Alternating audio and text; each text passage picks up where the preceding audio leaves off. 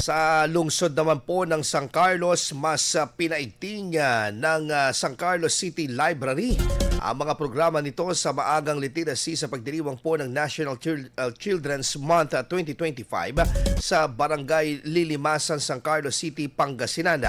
Nagdaos po ito ng storytelling sessions, interactive activities at malikhaing workshops para sa mga daycare learners mula sa District 3. Bahagi rin po ng selebrasyon ang pamamahagi ng libreng reading at learning materials upang matiyak na mas maraming batang San Carlos taga San Carlos ang nagkakaroon ng access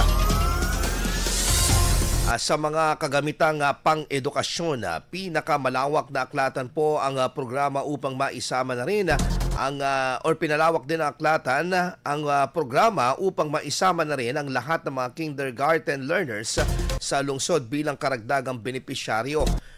Patuloy namang binibigyang prioridad ng lokal na pamahalaan ang pagpapalakas ng kalidad ng edukasyon, lalo na sa paghubog ng matibay na pundasyon ng mga bata sa pag-aaral. IFM News. IFM News. IFM.